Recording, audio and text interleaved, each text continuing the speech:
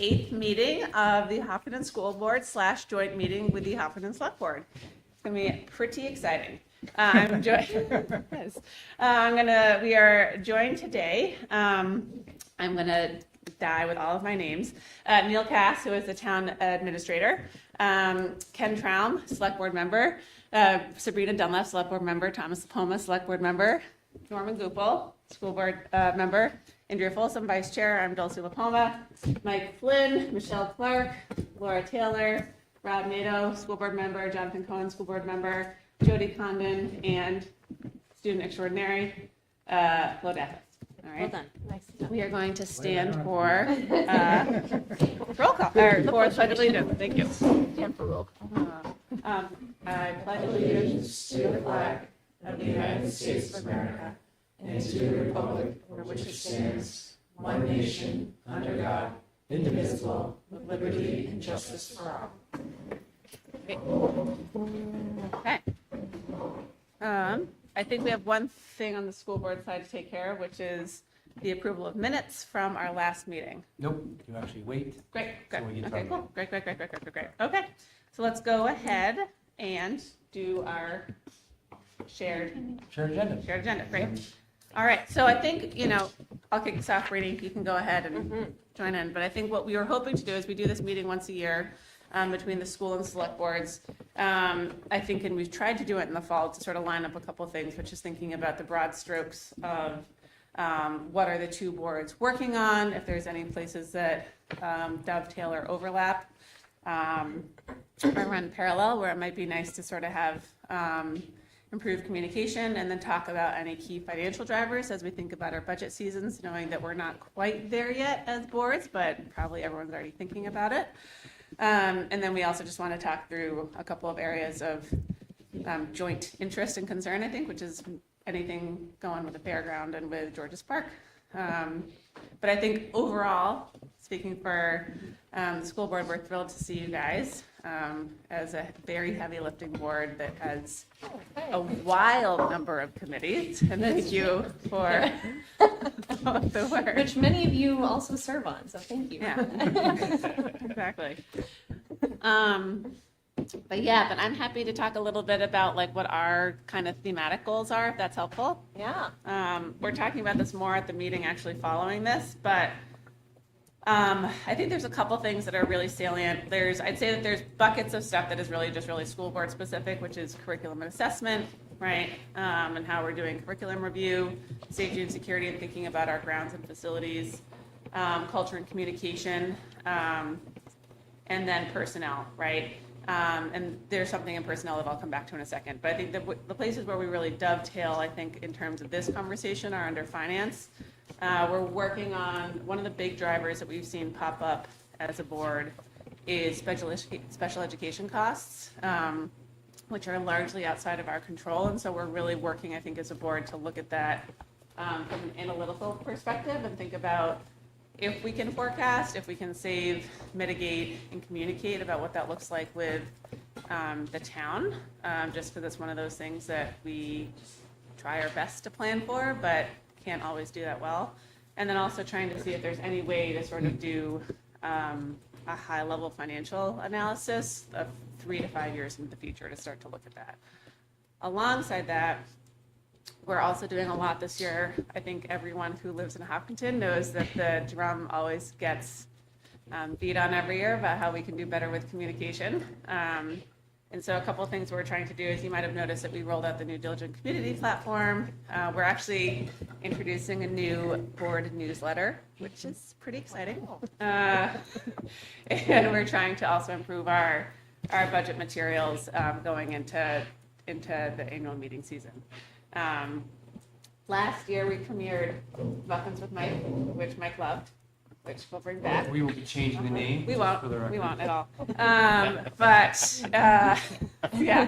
Munchkins with Mike, that's right. But one of the things that I think we really liked and reflected on was that during COVID in particular, people might have remembered that Norm and Rob were awesome at meeting with people in sort of these small group sessions through the budget season. And so we're thinking about how the board can do that again. Because obviously trying to look at a 22 $23 million budget and parse it into bullet points can be hard. And last but not least, and this goes into the financial sort of tailwinds, not even tailwinds, I'd say financial drivers, realistically. We do have an HEA contract coming up this year and a Teamsters contract coming up this year. So we think, I think as a board, about the total financial picture. But obviously those contracts are a big deal for the board and for the overwhelming percentage of the staff and faculty of the district. And so we're definitely going to be working hard on that. Other thoughts? Yeah. Any questions about any of that? Okay. Anything about you guys are thinking about? Yeah, we've got some stuff brewing. Thank you for having us. This is always a delight. So I think, well, I'll turn it over to Ken shortly to talk about budget drivers. Yeah. And then we'll touch on updates related to the fair, which unfortunately there aren't really many updates. That's kind of the update. And a few other things happening related to George Park and the skate park.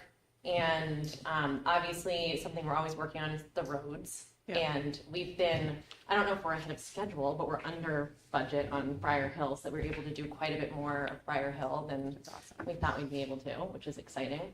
And then Ken will touch on this more, but a big ticket item we have to deal with is the lagoons, right? Cleanup. Lagoon Yeah. cleanup, yeah.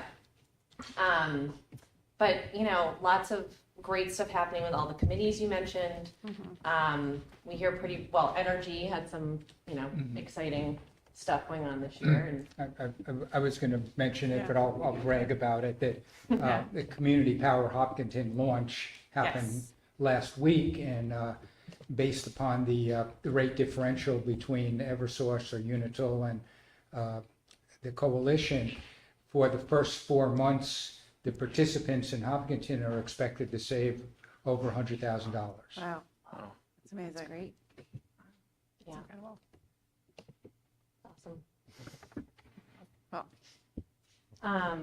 So I don't know if there's any other like goals or highlights you want to touch on, anyone, before I turn it over to Ken to talk about some budget issues. Okay. I can mention, still on the energy side, that the solar array at the wastewater treatment plant is basically finished.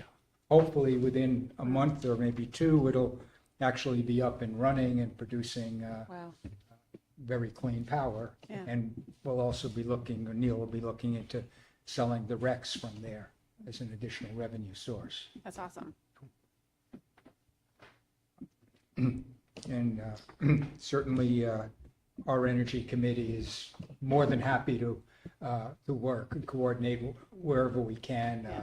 I think our committee, other than me, there's a lot of people on it that have a lot of expertise, which is very helpful. Yeah.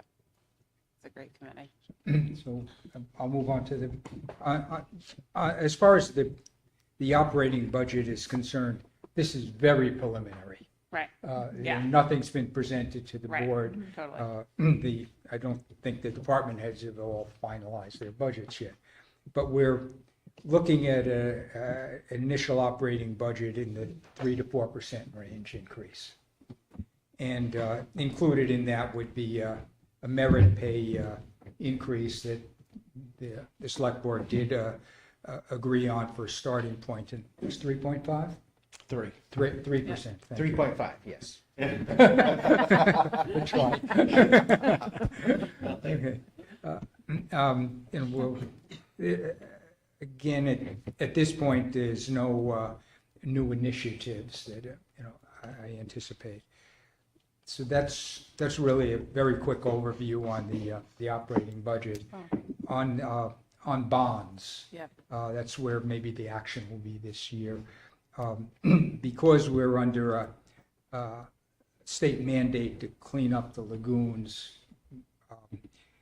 at this point, we're looking at a potential 20-year bond for $4.1 million. Okay. With 10% of it being forgiven, it would go through the New Hampshire DES Clean Water Fund. And costs would not hit until 2025 or 2026. Okay. But I think if we decide to go forward, we'd have to go forward this town meeting. Yeah.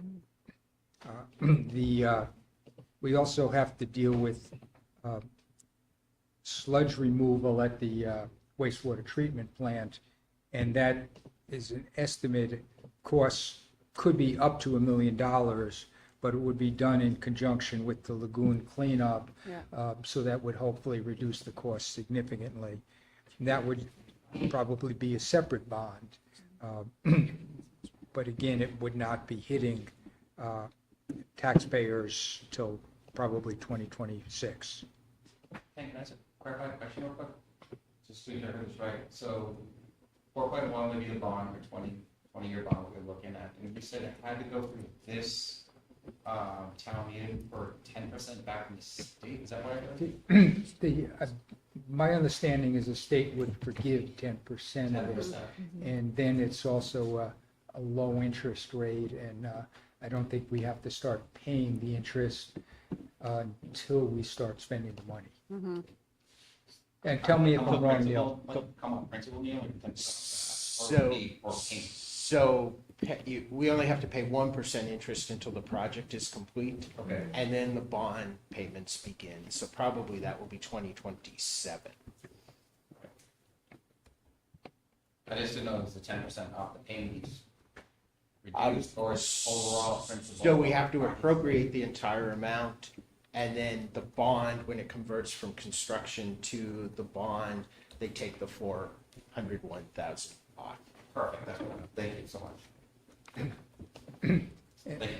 And similarly, unfortunately, much smaller numbers, we'll have to seek a bond for sewer cammering to look at the state of the sewer system. And that would be a $120,000 bond, but again, it's through New Hampshire DES Clean Water Fund, and that would have $100,000 forgiven. So, Okay. but we'd have to go through the process of getting the bond approved Yeah. for that one. So we may have a lot of bond activity at this town meeting. Sabrina mentioned about Briar Hill. It Yeah. done a lot more than was anticipated, and it's cost a lot less than anticipated. So whether there'll be enough left over that can be applied against, next year to finish a lot more of Briar Hill is to be determined. Yeah. I believe that hits the highlights. That's amazing. Okay. A couple of other things, just to say a little bit more about the fair. Yeah. We are in the middle of negotiating with them, so the old pilot is no longer. So we're actively negotiating a new pilot Pilot to agreement. move forward. Okay. Yeah. Okay. Can I just ask? Is there any timeline on that? Don't Well, laugh. So then, moving on to the next part. What we discussed last year was a discussion around graduation. Is that still in the discussion? And do you need me to come and speak about it at all? well, we just heard back from them on, our lawyers are reviewing some of the Opposed. proposals from them. So I think we're still, I'd say, relatively early on in the process. I think perhaps later, we might need to bring you guys in to talk about some of the school's interest in graduation and that sort of thing, but we're still not quite there. That's fine. We're a little behind schedule. That's fine. And I know Norm would kill me if I didn't mention cross-country and skiing and all that fun stuff too. So Yeah, just whenever, just let us know. definitely will. And then, do you want us to jump into George Park? Sure. Okay. By the way- Let me start with the regular offer I make every year. We'll lease it to you long-term for $1 a year. There you go. Are there any takers? Oh, wait, can I ask one more question, sorry, before we go about the Yeah. septic lagoons? Is there any other federal money for that? I mean, I'm sure that there's like, and the process is probably insane, but for any of the big lagoon work, I have no idea. No. We've been exhausting. Yeah. We applied for congressionally directed funding. We did not receive that. Ugh. We did, between those two grants, received $500,000. Wow. Through the Clean Water Revolving Fund. So that was That's a big deal. good. That's huge. We keep watching and keep going to webinars and keep submitting, so Yes, we'll we keep do. trying. Yeah. We did receive the grant for the solar array at the wastewater treatment plant. Yeah. That's great. That's huge. I do have a follow-up on that too. Is how confident are you that the 4.1 will cover it? We are pretty confident at this point You know, you're getting that will. the audit, I remember, or the whatever projections from, I can't remember the company that was So doing we that. should get final approval from DES next week. So you feel meeting pretty, with them. pretty confident that that will So, cover the But cost? there have been conversations along the way, so we're pretty confident about it. Okay, thank you. Okay, cool. Oh, wait, there was one, do you want to talk about the revale? Sure. Okay. Everybody's been talking about the reval. So, as you probably all know, DES requires us to do a reval every 5 years. All the new values were sent out in July. Yep. Our assessors held over 200 hearings with people. The new values and any changes were sent out.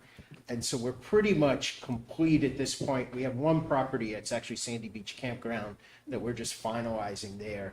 And then we'll be able to give DRA our final value for tax rate setting. So we basically went from $794 million to $1.4 billion in assessed value, which is almost a $600 million increase, or 75.35%. So all things being equal, the tax rate would drop equivalently to do that. Now we know we all had budget increases and things like that, so that will take effect. But that's kind of where we're at. We should be wrapping that up next week at the latest, and then from there, hopefully, we'll be able to set the tax rate. Great. Thank you. Thank you. And just to comment on that, I just want to say that the town's been very thorough, answering any questions with that. Very appreciative for calling in and being very clear. Very helpful to many of the key members. So I just want to say thank you to the board for having that. All right, George Park. Let's do it. Okay, so I think like generally, you know, we have accomplished quite a few things. You guys have been involved in a lot of it. And we're a little behind where we had planned to be when we did the sort of master plan for it, which was like, I don't even know, 6 years ago, maybe 5 years ago? 6. Yeah. But I'd say still generally on track. Yep. And recently, we had discussions with some of you and Dan Reserve and others about the bathroom situation. Yep. And so I think we've gotten to a place where there had been earlier discussions about trying to move the bathrooms. Yep. I think to sort of speed that up, the plan is to keep them where they are. Okay. And try to sort of bump that up in terms of urgency Okay. because they're in very rough shape. But yeah, so I think, you know, we've had a few people come to our meetings who perhaps didn't know or just weren't involved, you know, years ago when we did the plan, because this is an issue that's been just like talked about and talked Right, about and talked right. about. And so appreciate, you know, people weighing in now. So some stuff I think we might be able to like slightly modify. There was some discussion about like the position of the proposed new fields and the directions they're going. Some stuff we might, you know, we have this plan. It took a lot of people, a lot of stakeholders, a lot of time and energy to put it together. And so I think as a board, you know, we're not planning on like scrapping it and changing course dramatically, but I think obviously listening to people's input, especially if people weren't around or just didn't know, you know, we were discussing this back in 2017 or 18, whatever it was. So I think it's sort of like, it's a little bit of a dynamic process, I would say. But I don't know if others have thoughts on where we are or, you know, the bathroom situation or anything. Yeah. So, when I started here and someone told me the fields weren't ours, I thought they were crazy. And it took me roughly 6 months to wrap my head around the fact that the town owns it, so forth and so on. So as we get to this part, and I've had discussions with Dan, who I know you've heard from, Dan is extremely passionate about it. He's a town, he's been here forever, and I would just ask that whenever you guys are in discussion, throw us an invite, and I know Dan would be more than happy to attend. Throw me an invite, however it is. We would just love to be a part of it. Not that it's ours in any form or fashion, but I think it's just of value because we are the highest user. So, if you don't mind, we would love to be a part of, because you're navigating, and it changes, and your money and all that. But we would definitely love to be a part. Yeah. Yeah. And I also think, I think the thing that we've talked about is like, obviously, we're so grateful, I think, for the fencing work to be done along Park Ave, and that was a lot, and we really appreciate it, and I'm gonna put us out there. I think we're happy to be included. I think we're also happy to do work as needed, knowing that, like, it could be a literal turf war because it's turf, but like, we're but I think that we're happy, we're happy to also like contribute, do whatever needs to happen, because we do understand it's obviously a municipal property, but that the schools use it heavily. And so I think we can add brawn, heft, and contribute, and think about what that. Absolutely. I mean, Yeah. we did it with the fence. Yeah. Jim O'Brien kept hammering me, and I kept hammering you, and I called it the Jim O'Brien fence. Yeah. And Rob moved it in 4 feet, so we would love to, we love to play along. So, Yeah. Yeah, okay, that's great. When you say urgency with the bathrooms, is there a date associated with urgency? Next summer. Next summer, yeah, okay. I was gonna say no, but next summer. Yeah, because it was a change of plans. Even though in some ways I think it's simpler to leave it where it is, it did sort of shift some of the other plans around a little bit. And so, even though we had that conversation as a board and with some public input, we needed Neil to be able to talk to people in town who, have been working on it to make sure that that was sort of okay to move forward with that plan. So I think we're sort of officially heading in that direction of keeping it where it is. And so, yeah, hopefully work would start next springish. maybe? And I did ask Dan to come. Dan, did you have any more on the school side, or? The school side, so I appreciate all you guys have done with us, keeping the timeline and everything. Big concerns, as they talk about with the school, we do use this for storage. The idea is to get rid of the wooden shed and put some storage there. Just want to make sure that whatever is there is going to be adequate. As Mike said, please let us know if we can help in any way. Certainly involved in planning. Some way else if we can help, please let us be part of this. Yeah, and you were part of the original planning group anyway, right? I mean, Oh, several planning groups. yeah, yes. okay. But most recently, yes, I'm part of Yeah, it as well. okay. I think Dan did a great job notifying coaches about what meeting was going on, so we had some input, we were able to come to that meeting and provide that remarks. That was perfect.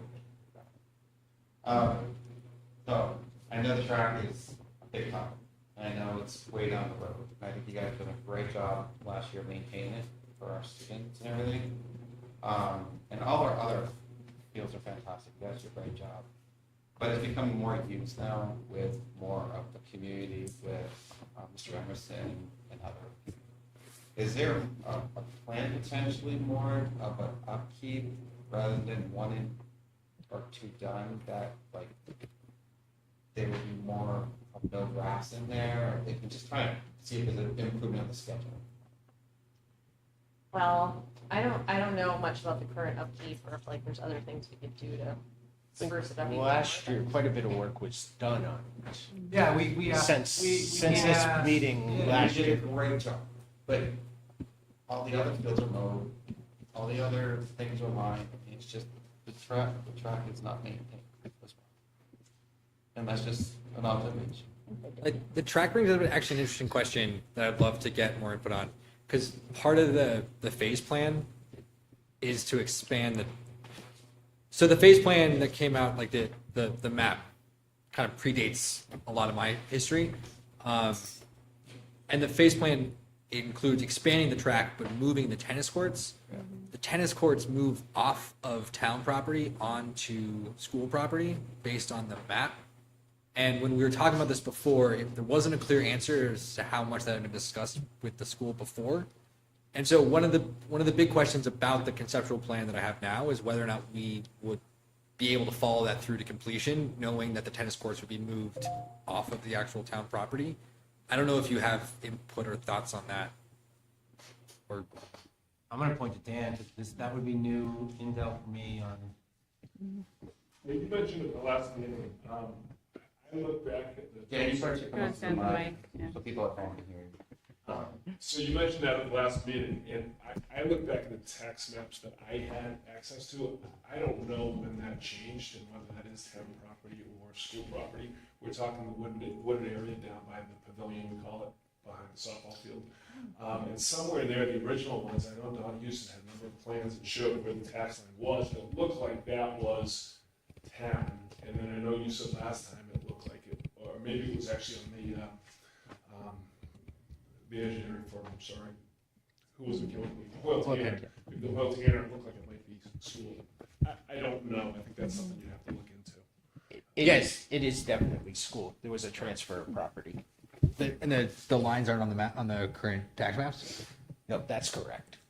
The tax maps The are current correct. tax maps are correct, and it is. And you're property correct now. that the Yeah. tennis courts are located on the map on school property. On school property. Yes. Right. Okay. So it was transferred since 2004? No, it was before that. Really? Believe. Yeah. So the current existing plan does have the tennis courts on school property. Yep. Yeah. Okay. So- I mean, like, to me, it doesn't really matter whether or not it's on town or school property, but more about the location and where those are going. Because if the location of where that plan is, then that kind of disrupts the plan for where the track would be, which then kind of. Yes, but that Yeah. feels like a separate question than, yes. Maintain. Yeah, I think that that's like a longer term strategic question. I think that Norm's question is a shorter Yeah, term no, operational no, question, which that- I'm, That's not what the discussion's about, you know, it is a safety issue, I know it sounds crazy, but when you're running that, and there's a bunch of grass in there growing, I mean, it's just a concern, that's not, and I just look at our students, I don't want anyone to get hurt. And I think I'm just gonna put this out there. I think that's something that probably Mike and Neil, and I'm happy to, Yeah. work on. Norm and figure out I like was from a under the resourcing, impression like, The work had been done, so I think this is, would yeah. have been helpful to know that sooner than it. you know, I apologize, I didn't know you guys had a schedule of maintaining it with all of that, it was just a question. Yeah. Yeah, we can definitely talk about it. Okay. If that's okay. That's good. Yeah, and I think we left our last meeting discussing the bathrooms. I think it was you, Stephen, who brought up potentially, like, not maybe fully revisiting our plan, but like having continued discussions and maybe inviting some additional input, just maybe as like a refresh kind of idea, rather than, I don't want to, appreciating all the work and time people put in, we do not want to give off the impression that we're just like scrapping it, but I do think it's worth, Right. continued discussion. And so maybe, upkeep of the track and possibly even, I don't know, possibly revisiting timeframes. And back then, I recall there was a very active group of people about the track, and that was like the central piece. And I feel like we've sort of changed since then. We're hearing less about the track now in many ways. So it could be that like maybe there's a way to modify the plan that doesn't throw it all away, but that doesn't fully relocate the tennis courts and track. I don't know. I'm just throwing that out there. Right. So I think this will be a topic of conversation for us Yeah. moving forward, and keep you guys, posted and inviting input. That's it, and I mean, I don't think there needs to be a seismic shift, but as we start to move through, just, because when Dan came to me, he's like, the last time we talked so long ago, I was like, I wasn't here, so just Yeah. bringing us back in. I appreciate you guys don't throw the plans away, because a lot Yeah. of people work really hard on that, and just 2 or 3 comments, Yeah. that's not. So I appreciate that. Also, for DPW who maintains it, I will say that the grass looks beautiful. I think it's I know. top notch It was great. stuff. So, thank you. And I will say, I talked to Dan and Neil, Dan Blanchett and Neil, we're trying to get a little more pad over there to help our discus as well, and put a cage that we have to put it in there. And they're hopefully planning on helping us out next spring, which would be great. Cool. Thank you. So, We really, really thank you for appreciate that. it. Yeah. Cool. Also, didn't all the softball fields get like totally revamped this spring? I feel like something happened with all the dirt. Every year they do things in amazing. the infield. It's fantastic. Greg and Dan do a lot of work in the fields. It's wonderful. Yeah, thank you. All right. Anything else about George's Park? I'm good. I guess my one worry, if I could just say one thing, you talk about relooking the plans. The cost that you have, or the money that you have allocated for different parts of the plan, to look at that, I am very worried about the bathrooms and how much you put away, how far that is going to go. And, we've waited so long for these bathrooms. To do something halfway doesn't make sense. We need to do it properly, because I don't know when we get bathrooms again. And just to make sure that this is done properly, I hope there's some more money that you can shift from other projects to that one, and I hope looking forward, as you look at the other parts of the plan, you're looking at those numbers, because the 2018 numbers don't work in 2024. So the bathroom numbers are being looked at now. Awesome. As far as we have to under drill to connect to septic and for the building itself. So Great. that's being done right now. So we'll have those for this year's process. Perfect. Thank you. Were you gonna say something, Kim? I was going to just mention the skate park. Oh, yeah. Yes. That we all know that sooner or later, probably sooner, something has to be done. And I wanted to actually thank Lauren, who's sitting in the audience, for spearheading a volunteer group that's will be helping attack the issue. Just wanted to recognize that. Thank you. Thank Yes, that was on my list too.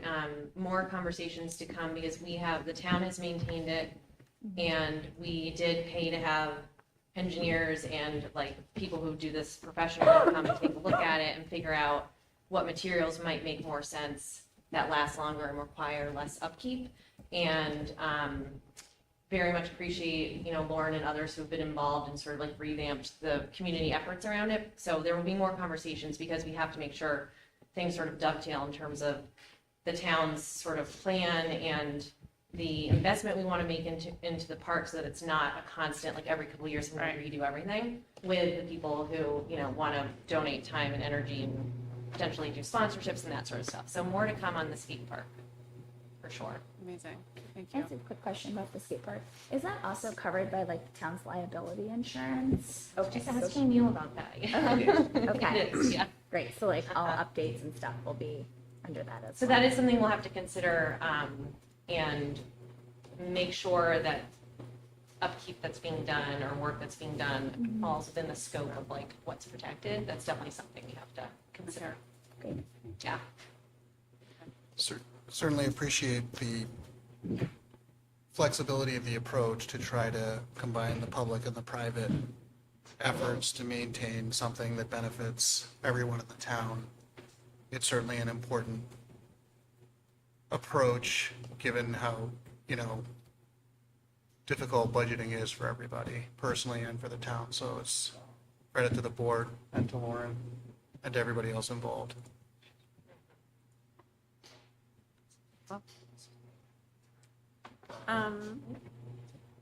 Well, if there's not anything else for George's, I was just going to flag one more thing where Karen Robertson, the planning director, I don't actually know her proper title, but she'd reached out to me and a few other people who I think are the chairs of all of the different committees and boards in town, offering to explain some of the upcoming planning and zoning amendments. And so I think we're going to have someone come in, because it sounds like there's some pretty constructive and significant updates to some of the zoning codes. So hopefully we can talk about it here and have people know about things that will be in and around like school district areas. But we also appreciate the outreach. It's really helpful. Thank you. She'll be meeting with, or someone will be meeting with like us and other committees, right? Yeah, they're, as they work through that process. Yeah, It's okay. probably worth noting too that we have a housing committee, and they have just received a grant, and there'll be a housing consultant working in town.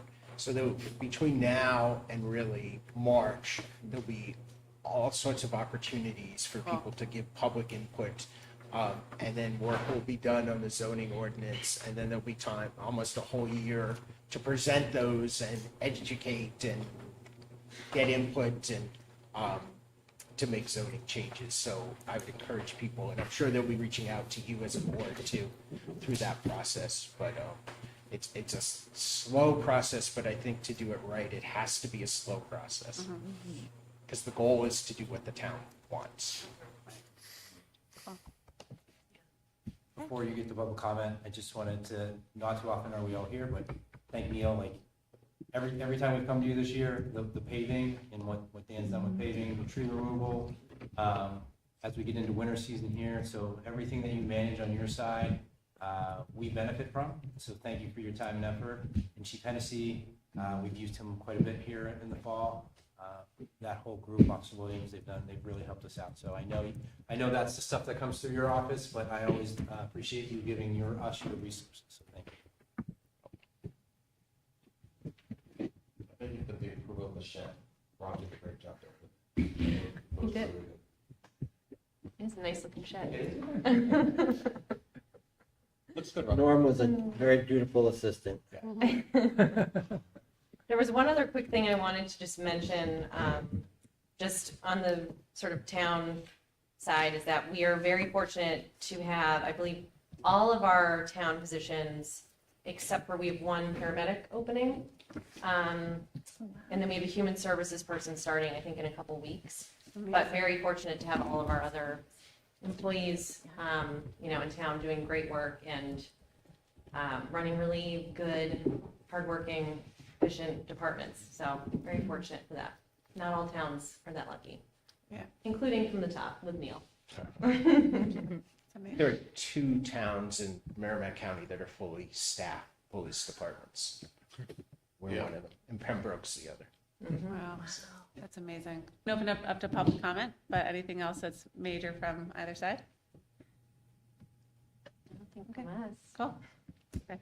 Oh, wait, do you have your annual meeting? I didn't even talk about this, but do we have annual meeting dates set yet? It's March 20th. Oh. Neil and I, we coordinated, so we're March 8th. Yeah. Oh. We've already, Great. I was gonna say, We've ours is got- on the calendar. Wait, I we're think going it's out. that Or Saturday. Thursday. We're March Thursday 20th. again. it's the same time as last year. Yep. All right, so the 8th is on Saturday for school districts and the 20th at sometime in the evening. Is it 6? 6 o'clock. 6 o'clock, Oh, that's no. great. What? Are you gone? No, it's fine. You guys I was hoping I was gonna be gone. No, it's we planned it for the Hopkinton Village precinct last year, and we did it again this year. That's great. And then we don't know final budget committee schedule, right, yet? No. Did We're gonna meet Krista tomorrow night. Did Krista reach out to you looking for Reach out to Rob. Okay. Working on it. Okay, cool. And last but not least, we have a pretty jazzy event on November 5th called the National General Election and statewide stuff, so That's true. if anyone's We watching will and they be there. don't know that, Yes. then We please. will be there helping run the day. Schools are closed. School's closed. Okay. for students. Hopkins Middle High School, 7 to 7. For students. Great. Okay, Great. okay. With that, we can open it up to public comment. If you want to come on up, please state your name and address. We do have a 3-minute limit, but we're open. Dan Reserve, 83 Brooklyn Lane, Kentucky. Thank you for choosing the 20th. Thank you. Okay, sports started 24th last year. Thursday night's fine, but once sports start, we have batting heat up and stuff, it messes everything up. That's perfect. So thank you. Good. If we continue to work along like this will be great. We did it for you, I Dan. appreciate it.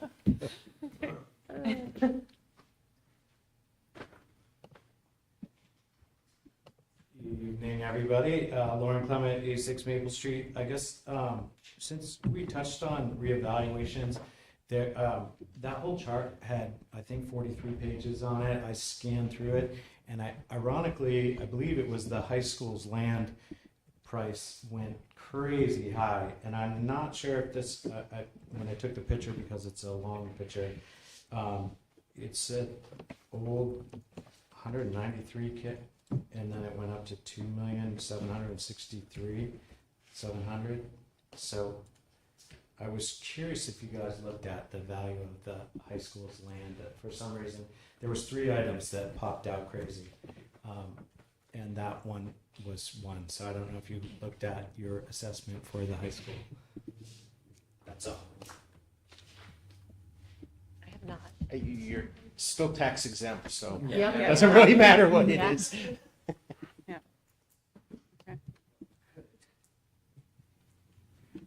Tricia Lambert, 305 Galloping Hill Road. It might matter because if it's all done by formula and it's being pushed through a computer and that comes out off, then what is it doing to the others? And that's the question. We agree it's tax exempt. We know it doesn't make a difference, but when you see something spike like that, that's off. What else is off? So that's, I guess, the point Lauren was trying to make.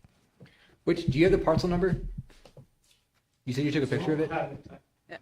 Yeah, we We can. do this Okay. offline. Yeah, sorry, 'cause I'm just Yeah, not I seeing. don't have it on there, but another one is another nonprofit. It's the, and I don't know if this is the right place to be talking about. It was St. Matthias's land. For some reason, went from old 1,231,000 to 11,222,000 for on 145 acres. And there was one other. I mean, it didn't take me long to run through an audit and find 3 crazy numbers, and they all happen to be nonprofit. And I just thought, yeah, if they're tax exempt, how does that affect ratios? So I don't know. And the school was one of them. We'll check. Yep, thank you. Okay. Tricia Lambert, 305 Galloping Hill Road. I guess going back to the ball fields, and I'm a little bit new to this conversation, but I guess the question is the town has owned it. I'm assuming that it was deeded to the town. Was there any discussions about it being actually transferred to the school? And if so, or why not? What was the reason why that hasn't been flushed out or talked about?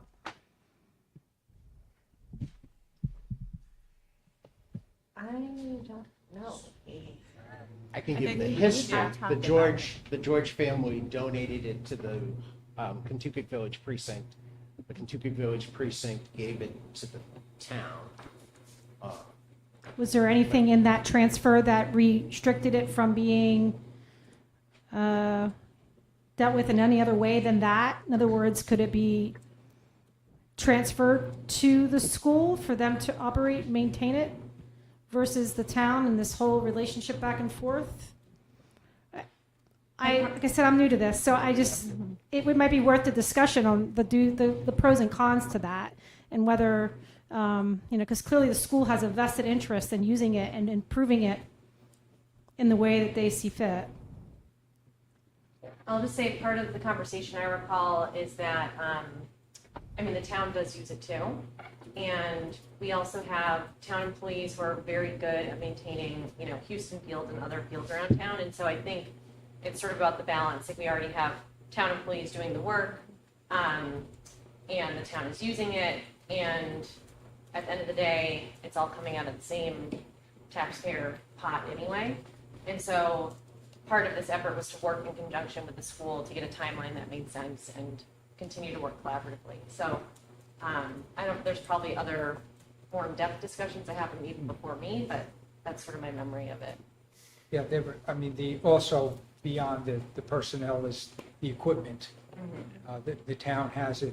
There had been years ago some discussion about, well, should there be some kind of allocation of resources or a charge, but I say every year, let's lease it to the schools for $1, somewhat facetious. It does come out of the same pocket at the end of the day. And it seems to be more efficient to just have the town employees and town equipment do it since we already have it. That's fair enough. I guess that works, into the point that the school, like if they decide they want to rebuild the track, like it becomes a really big discussion. I know it comes out of the same pot, but I think the level of Can't control rebuild it. for them to utilize it, if it's mostly utilized for sports, Yeah, which I think it is. I think it is. So, At times it's used for school, at other times it's used for individuals in town. This weekend, Rotary had a fundraiser at the tennis courts for pickleball, and they were not students, I see. certainly older people. Okay. Nope. Very good. Thank you. Okay. I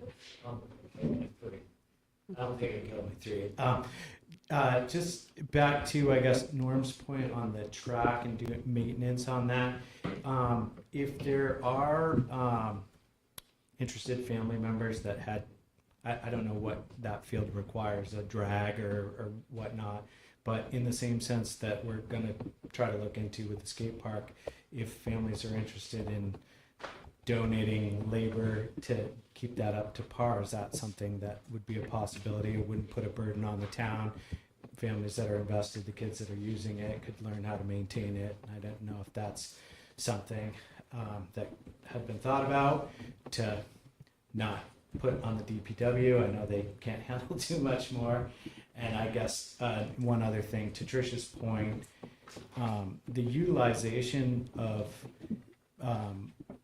town resources for things specific to the schools, when we discuss budgets, even though it all does come out of the same pot, it would be nice or interesting to see how much DPW spends on mowers and fuel and repairs on their mowers to maintain the school grounds.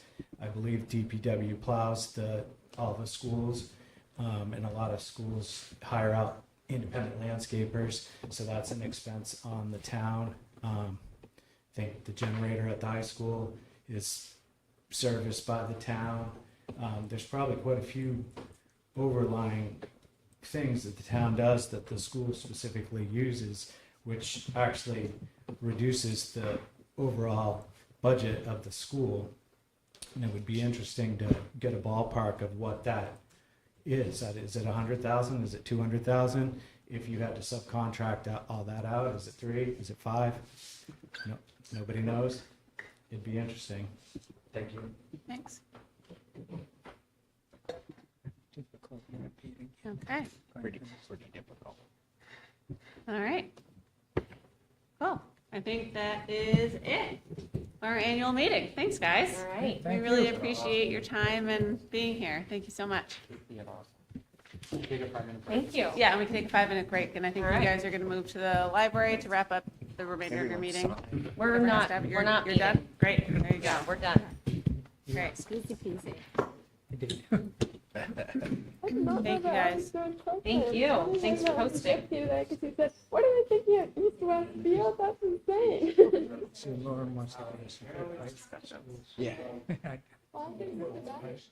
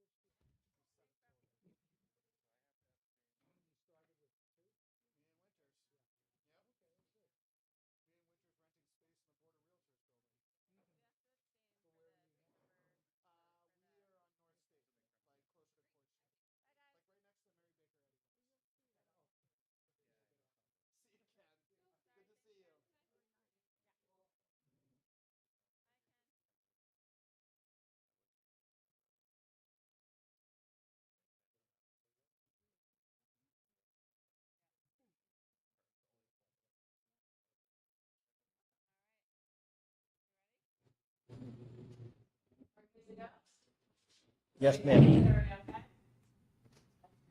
Okay, thank you. Okay. We're ready to go. Okay. Coming back.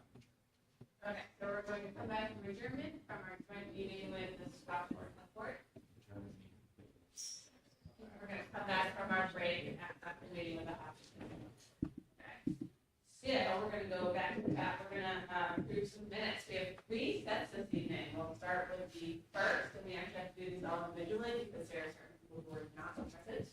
So we had a set of meeting minutes from the August 13th, 2024 meeting of the Hopkinton School Board. Do I have a motion to approve?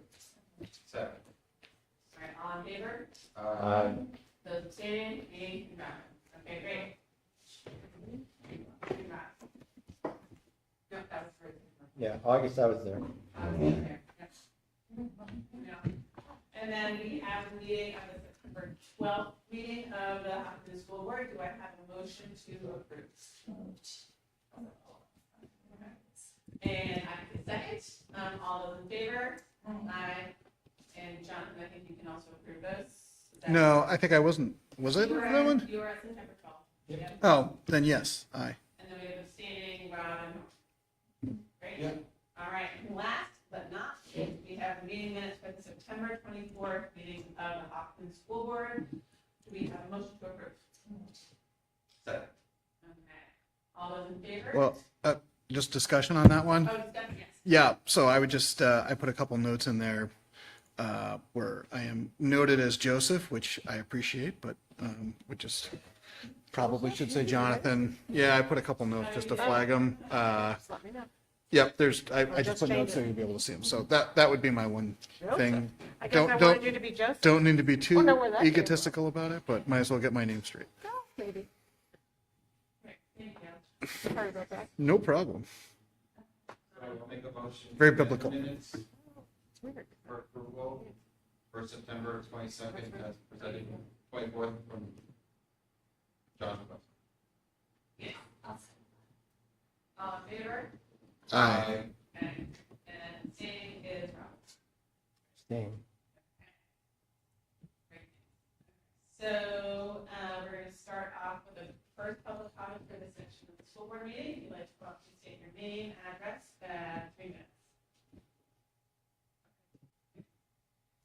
Board, we have student representative comments. Yeah.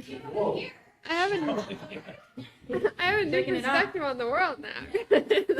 It's crazy. Noah's at a soccer game today, so he's not here at Kearsarge.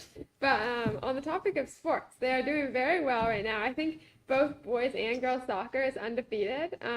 I know boys is because Noah talks about it. I'm not sure about girls, but yeah, I'm pretty sure. And then cross country, I mean, I think they're like as undefeated as one can be in the division. Yeah, they're on top of the division, winning everything. And they got their home race on Wednesday at Gould Hale, so you can come watch. Homecoming was great. I think we might have talked about it last time, but Noah was the DJ for the dance, and he had fun with that. In the school, we've got picture day tomorrow, at the high school at least, and there was a field trip of intro to law, going to a courtroom, seeing a trial. The EAC is working on cleaning up the greenhouse and helping Harold Martin to get started with composting too, because it was kind of part of the grant, but it hasn't really been fully realized yet. The musical is Anything Goes, and they just finished their auditions yesterday, so I think today is callbacks, and that'll be going on soon. There's the first meet for math team next week, and then yesterday we had our first student advisory council meeting, so that's all the class officers and me and Noah get together and we talk about not district level, building level stuff that we want to change or something. It's always interesting to hear what different kids want to change. There was a lot of discussion about senior versus junior parking, which is not a real thing, but in tradition it is. Some discussion about class gifts, outdoor seating, math team getting letters for the varsity team, and a little bit of discussion about the cell phone policy and what kids think of it and how it's going, after starting at the beginning of the year and then seeing a month or two later. And I was just wondering if there's anything that you guys like want the students at the Student Advisory Council to know, because they're always like, do you guys have any school board reports? And I'm like, well, they're like working on the budget or something. and it's like, not, I mean, obviously you guys know that like not everything here is relevant to the students, but I think some of it definitely is. And we try to, like when it's something that's like directly impacting the students, we try to tell them about that for the most part. But I'm not sure if there's anything you guys thought that students should know. And you don't have to think of it. us on the spot, so I think next meeting. Yeah, you don't have to think of it right now, but just like it's like a general over time. We do monthly. So yeah, and whenever you can just like mention it at a meeting. Hit the skirting. Yeah. Yeah. Well, the procedure. Oh yeah.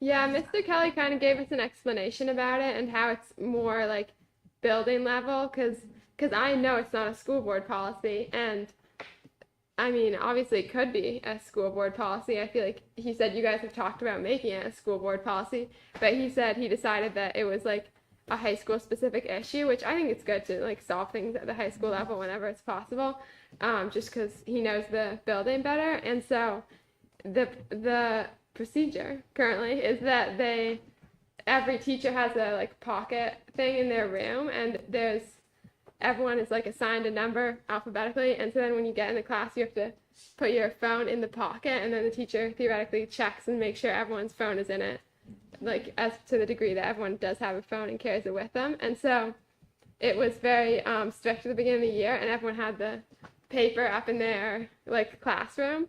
The teachers were all like checking every single one and being like, you didn't put it in.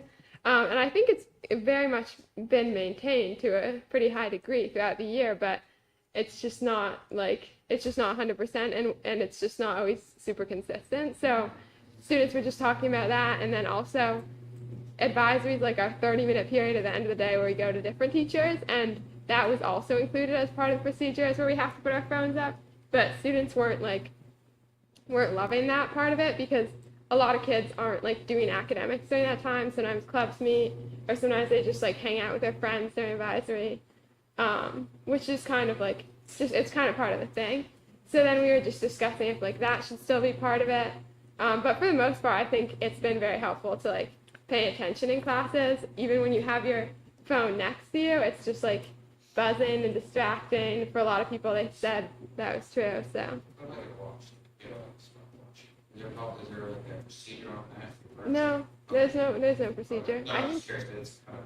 Yeah, it's pretty similar, but I think it's like largely less distracting. It's not like something you're like scrolling on or something. I don't know. So what are you hearing in terms of the kids' Well, I feelings mean, about it? not everyone's happy about it, obviously. Like, Yeah. it's kind of annoying, especially because you have to do it every single class, and then everyone like. Some people forget their phones at the end of the class because it's like kind of like you're not used to it. It's just like people aren't used to the habit, I guess, right now, and they're used to having their phones with them all day. So it's definitely like been an adjustment. Some people are not loving it. Do you think, in addition to the paying attention more, that it inspires more for people to interact with each other? I mean, yeah, I think like kids in classes always talk to each other, but it's been especially good when we have like outdoor breaks, or like if we have any type of break during class, like people would used to just go on their phone during that break, and now they're not allowed to take their phone for any part of the 80-minute class period, so like I know in some classes it's been better for those type of breaks. Yeah. Yeah, and I think like most of the teachers have been like fully enforcing it and like supporting it, so it's good. That's part of the procedure versus policy, is that can be anything. Yeah. It can have more impact than how it. Yeah, but I've heard about like the stuff they're doing in like other states and stuff, and like a lot more drastic measures. But I mean, as long as kids don't have it during class, I don't see that there's an issue. Like that's just a black and white for me. Like Well, there's a responsibility piece too, right? So the shoe holders or the pockets, you're a student that is responsible and never accesses it during class. You can also leave it in your bag. Well, that's what we talked about, actually. We said, like, a lot of kids were saying, oh, well, we don't need to enforce it because there is another, like, rule that if you have your phone out during class, you get it confiscated immediately, which doesn't happen in practice. But even saying that it does, I think it's just so, like, I mean, it's just way less effective if it's not a habit to put it away. And even if you're not on it during class, and if you are on it, like, let's say that every single time someone will take it away, even if you're not on it, just having it buzzing there and thinking about it, it's just, I think, much more distracting. Yeah, it's new habits. We're trying to work with the new generation. We'll date ourselves here. Are these beepers? You know? What? I know. So we make sure you get the 411 and have to go to the payphone. But we're trying to work with the students rather than against them. So Yeah. they're doing a very good job. The teachers are really trying to hold the students accountable. Yeah. It also does create, to Charlie's point, is a different type of learning. Yeah. Well, I think it's mainly, like, supported. I'm also curious because I think I heard you say that there is a little bit of inconsistency in enforcement depending on Yeah. whose class maybe you're in. Yeah. I mean, there's always that, like, with different people in the world and different teachers and classes. Right, and this is something I think for the board to talk about, but this is a procedure versus a policy Yeah. issue too. I mean, yeah, it's largely very, very good, and Mr. Kelly said it would be. I don't think it'd be a discussion for us to continue to be the way it's. Yeah, Mr. Kelly said it would be like a It will be ongoing at the policy committee, conversation. yeah. What? It will be if we're talking about policy, yeah. That would be a school board discussion. Is that on It could be. So can I ask you a different question? Yeah. Last year, you were working on a proposal for students to get PE credit for sports involvement. Where is that at? I would love to know, Rob, because I basically handed it over to the curriculum and assessment committee, and they've been, like, workshopping it, I think, and, like, working on it. So it wasn't approved, actually. It was approved last May. And so it's now in the hands of Mr. Kelly and Mr. Morrell to figure out how exactly to implement it. But There you go. it did go through. Great. Good to know that. Good work, Flo. Thanks. Yeah. You know what? The first time, I don't have any comments but to say this. Keep being the great student rep that you are. What you This did. is not the first time. No. Tonight, first time tonight. Yeah, that's fine. But the other thing you bring represents students. For us to hear from you, so has a huge impact. Thank you. So Yeah. you stole my thunder on the meeting and stuff, but that's okay. The meet will be great. Okay, well, Yeah. thank you so much. Mhm. Appreciate it. Anything else for Flo? Thank you. Thank you. You're welcome. All right. Norm, is that it? Do you have anything else? She said everything I want to say tonight. Right? I just wanted to thank the school. I saw that Carrie has started doing more social emotional learning with the character traits, and I know that that was something that we heard a lot about. There was a real request for SEL stuff, social emotional learning during the pandemic, especially, and afterwards. And it's just, SEL is backed by decades of research that has both mental health and significant academic impacts. So I'm really glad to see that we're using research-based work to help reduce emotional and also, We've heard many inclusive content. Provide growth opportunities, not just academically. Academic isn't the whole purpose. So we're really trying to weave it into the community of the school, with the schools and staff. So events like that are great for camaraderie, relationship building, developing, as Norm said, new relationship with maybe someone even across all of them. Really part of Maple Street and Maple Street and working small groups at Harold Martin. So with Hopkinton, we're working in. Definitely.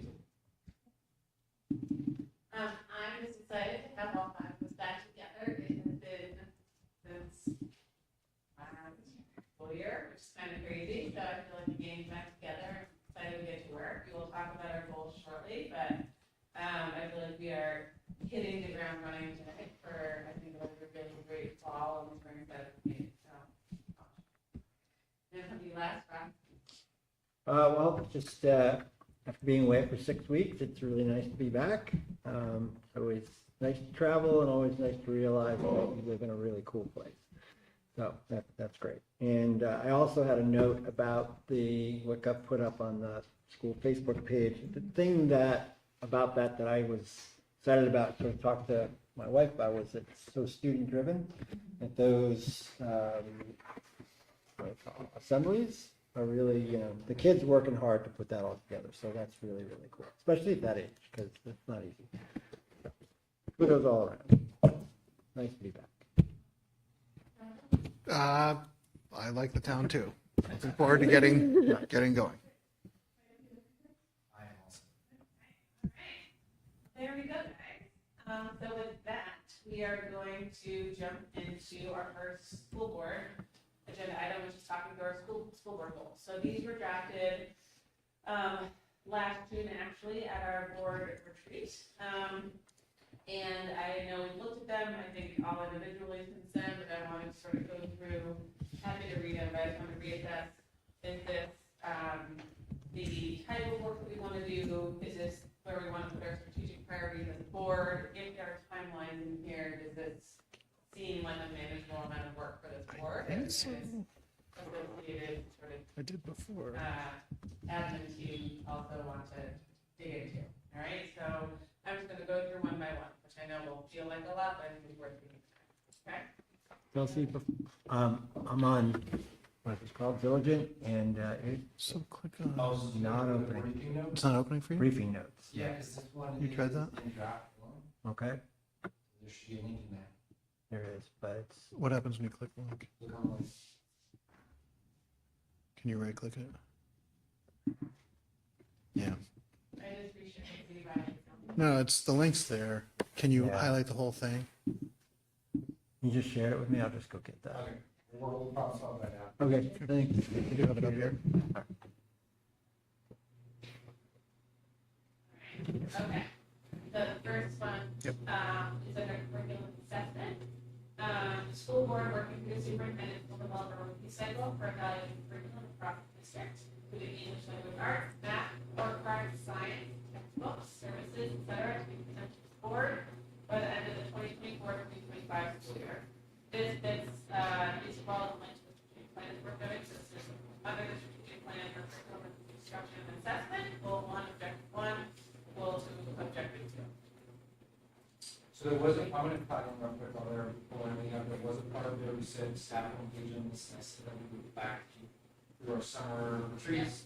What I'd really like to add is a bullet point really about defining district guiding principles, and this was part of my feedback from the staff and the superintendent in regards to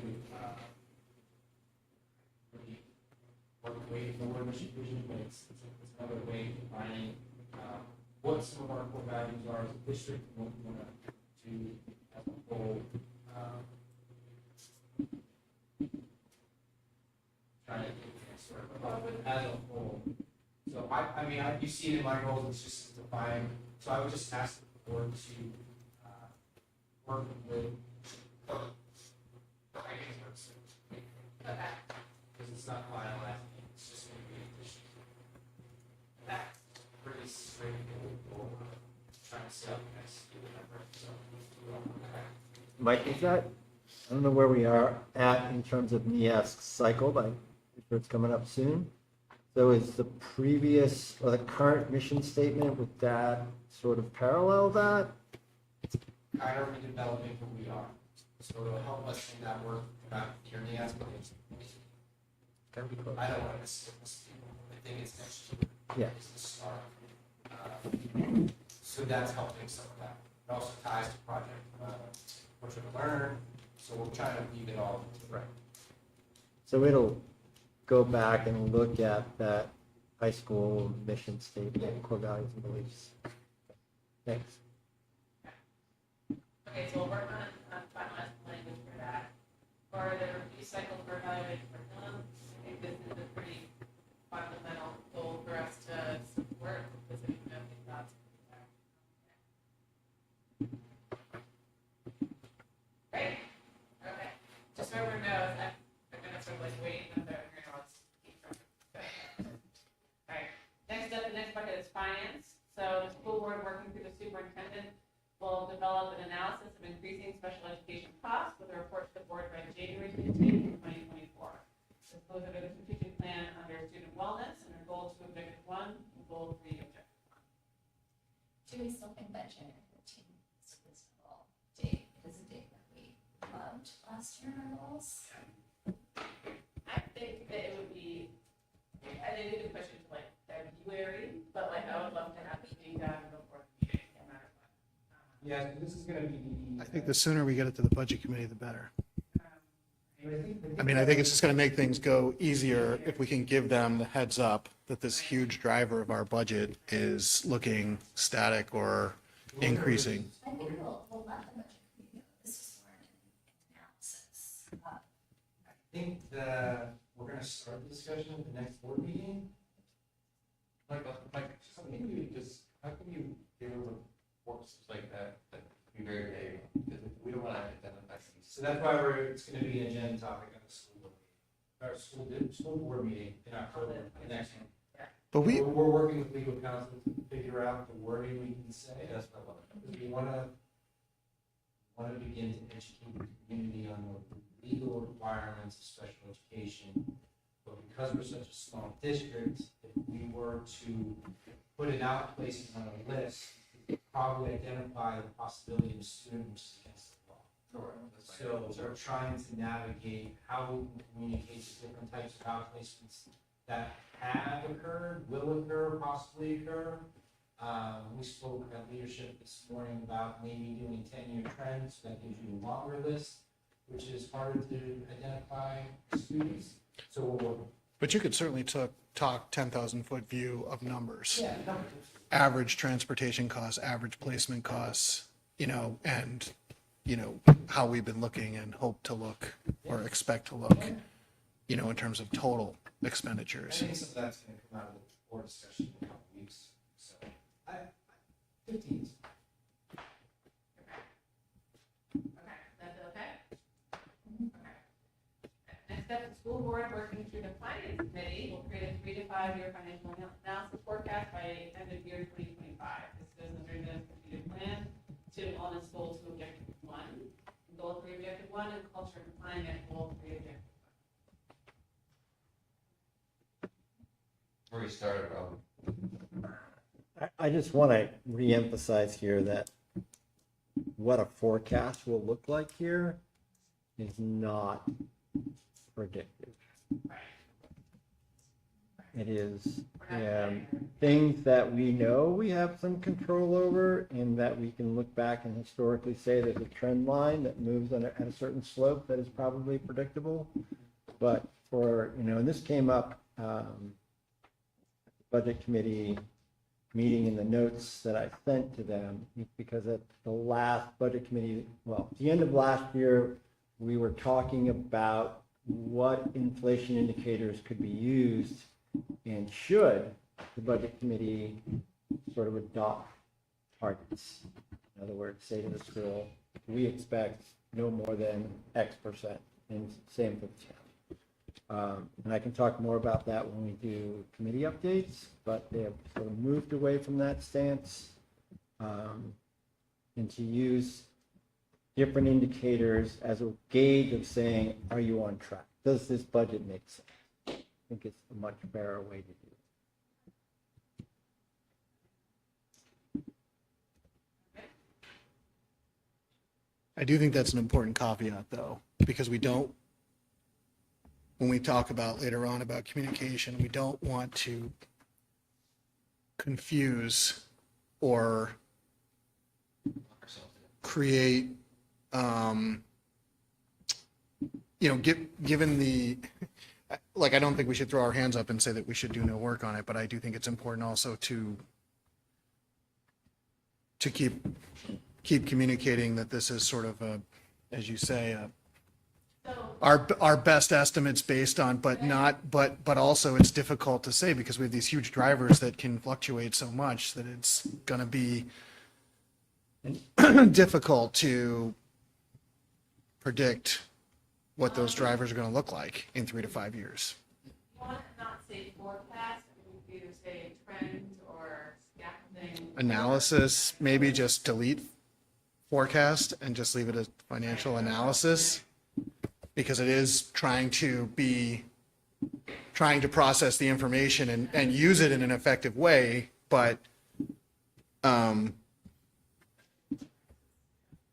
we could forecast what the S&P is going to do, but I think it will also help us if individually or even collectively we do more work to lobby the legislature on funding issues around special education, whether it be tuition costs, transportation costs. You know, I think they've started to make some headway last year. Of course, we'll see how these 2 cases come out. But I know that for me personally, that is something that I'm pretty excited to be engaged in concert. Just quickly on that point, I know we keep reiterating special education. One of the tricky parts of special education is there is a reimbursement from the state, but it's always a year behind. Right. Right. So we just received notification this week that we're going to actually receive less funding than the previous year. Mandy will speak at that meeting, but it's because the way it's allocated. I must Michelle. The way it's allocated is really dependent on the number of students in special education statewide, Right. and then they divvy it up that way. So it's not really case by case basis. Right. And that is registration and formula at that level, not community. So another nuance that makes no practical sense for the actual expenses that we incur. And just so I make sure I understand, you're not talking about dollar for dollar reimbursement. You're talking about fractions of the dollar of this big driver of our budget.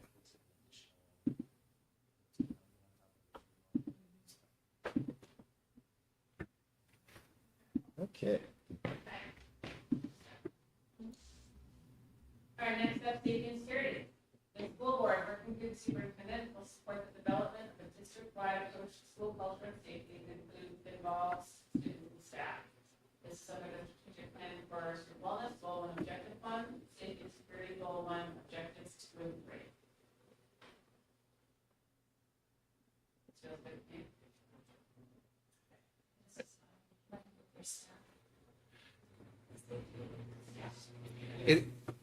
I guess I will just point out as I read this, it is interesting as we talk about policy versus procedure and letting different buildings deal with things based on what's going on in those buildings. You know, this goal is to try to unify these big issues of culture and safety, which frankly, I believe, and I think I'm not alone, that, you know, the use of phones in school relate to both. So these are very broad topics and broad goals, and so I certainly support the goal, but I think it's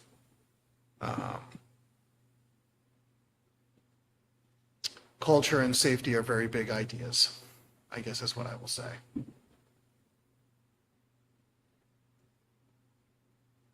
Next up, school board working with the superintendent, leads the safety action plan, create a 3 to 5 year safety plan implementation projection by the end of the report 2025 school year.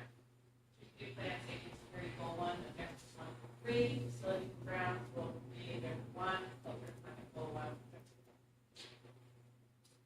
This is one that kind of got moved to this year because they finally did apply this problem. Safety principle approach, they broke it out in groups, they came back, so Risky and I, along with working. I like the word projection as well, rather than forecasting. It's just projection, right? It's not a flag around. So. All right, and briefly mention the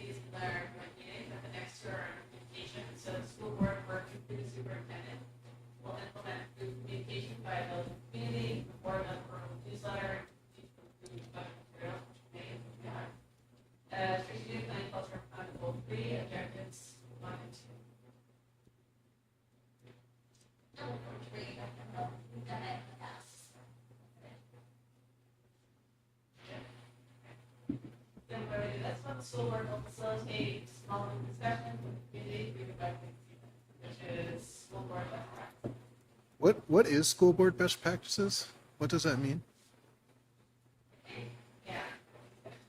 Well, through the New Hampshire School Board Association. Is that from the New Yeah. Hampshire School Board Yeah. Association? Okay, So when, just because everything else is pegged to strategic plan, Yeah. so, if it's a particular best practices in the New Hampshire School Board Association, we might peg it to that. Necessarily tied specifically to the New Hampshire School Board Association. With school boards. I mean, everything else is pretty specific chapter and verse, so I think if we can all just agree it's best practices, then maybe it'd be better to delete it. Unless it's pegged to something, because it isn't the same specificity of the rest of this. But I think it's new for us this year though, so I want to know. We haven't- I'm not saying we shouldn't have it as a goal, I'm just talking about the school board best practices makes it seem like it is pegged to an authority that I wasn't sure what that was. I think in my mind, it's just an indicator for, so you kind of see where everything else is back to, and this one just indicates like, this is something that is, it's a best practice, like it's a best practice in general that we want to. Every goal is a best practice that we're talking about. We could say that about all of these, but to me, it's different than strategic plan, culture and climate, goal 3, objectives 1 and 2. I thought just the project force other folks. But I guess that's my point. It isn't really clarifying it because it isn't really pegged to anything. It's an aspirational goal for us, but to say that it's a school board best practices, when I read that in this context, makes me feel like there is a volume out there of a handbook of best practices, and this is going back to that handbook. That's the only reason I'm raising the point. You could put an asterisk and put NHSBA recommended. If it's from there, sure. That's why I was asking the question.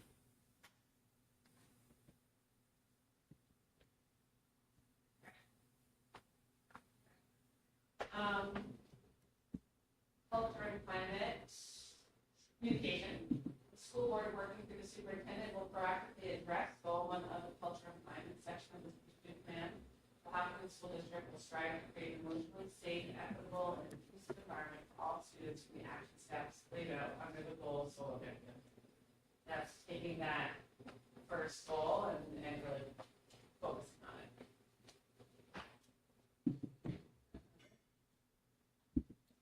Was I talking about?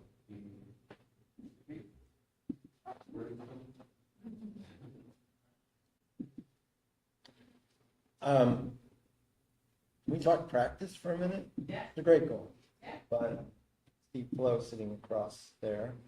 And I think that for me, being out of the school, one of the best sources of information as to how well we're doing this is the kids. And not the school, that survey we take, that blah, blah, blah.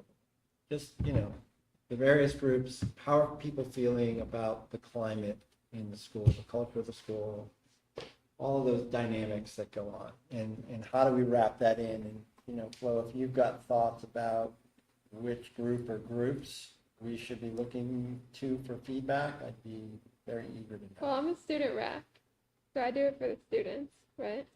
But I mean, so you are the student rep, right? But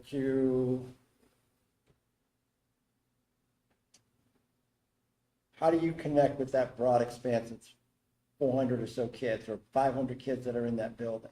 Yeah. So how do you garner some feedback for us as a student rep from 7th through 12th on this topic so that we're dialed in to what's actually going on the ground versus, And it's worth noting. Well, the other buildings too, right? Yeah. Yeah, so I think part of that is in this group, like, I think we want to make sure we're calibrating this through, like, and the team is also keep paying through, it's not just, but I hear what you're saying, but we need to. This is also attached to the specific action steps and the goal and objective within the strategic plan, which has that, like, so it's sort of exactly what you're saying, Rob, like identify existing data find external tools, gather more data,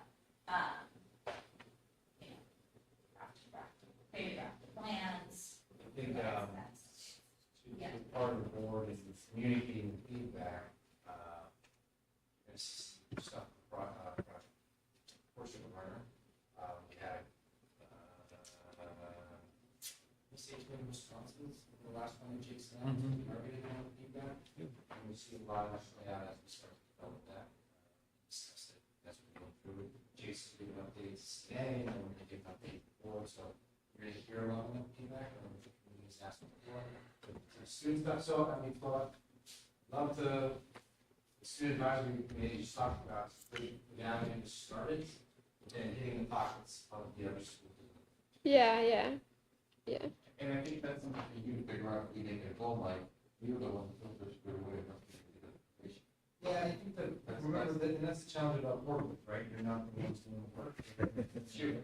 But at the same time, there's an accountability piece for you to make sure that whenever we're coming, we're not just, it's going, so to speak. So, Right.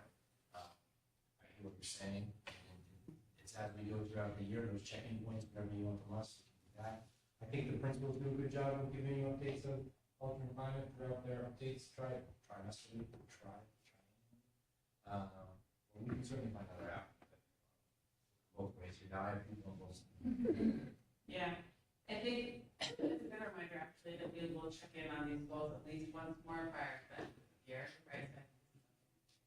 Yeah, and it's always very helpful to have like specific things to talk to the students about because it's hard to just go up to them and say like, what is good, what is bad. They just like talk about, you know, general homework and stuff. So it's well like you know, student advisory council, it's like 90% like parking and lockers. So it's good to have stuff that you guys care about, so I know what to ask them. You know, there's another avenue you just brought up earlier, so we're hearing feedback now. Yeah. And I can work through you, Noah, to figure out how we can access that feedback other than, I'll call it criticism, Yeah. feedback, so.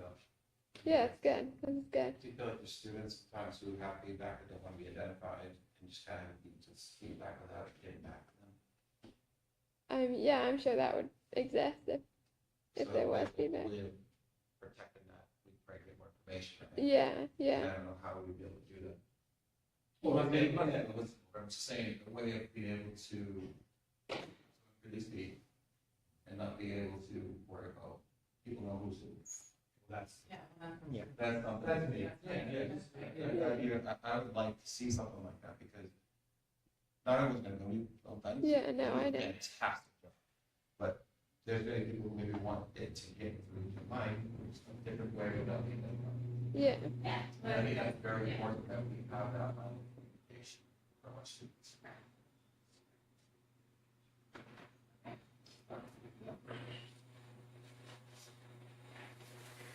I'm just taking notes. Okay, sustainability, the school board working with the energy management committee, using the work from resilient building group, and energy management consultants. We'll prioritize the outlook for first round of projects, mitigate and minimize energy outbreaks in the Hopkinton School District. Strategic plan, facilities and ground, goal for. Should we have something in there about, that specifically talks about, you know, analyzing the financial cost and benefit? I mean, it's in there, I mean, but. Yeah, I think that's the right word, but doing that like, Right, I mean, I do think it's embedded, I just, That what that management group does? yeah. right, I just think it's always good to continually communicate that we are mindful and that that's a driver, you know, look at these projects. Adding like basically like, something around. The costs and benefits, shall prioritize the costs and benefits or I think- financial impact I think or. it's there, Jonathan, you know, mitigate, and minimize energy outlays, to me is money, right? I mean, whether you're talking about I literal guess. energy, that's always gonna be associated to how much we have to pay for it, so. I Yeah, think it's there. I guess when I had read that, I was thinking more about sort of efficiency, but maybe that's just how I was reading it. Can we add outlay and costs? Makes, Yeah. thank you. Clarity there. And I don't even know if it is adding clarity, it's Right. just to continually bang that drum. That's all I'm really thinking about. Under personnel, the school board, working with the superintendent will support these personnel engagement to implement a multi-entry system of support and TSS. Strategic plan, curriculum, instruction, and assessment, goal 2, objective 2. Great. All right, the school board will negotiate a new three-year contract in good faith with the HEA union, which is an HEA contract requirement.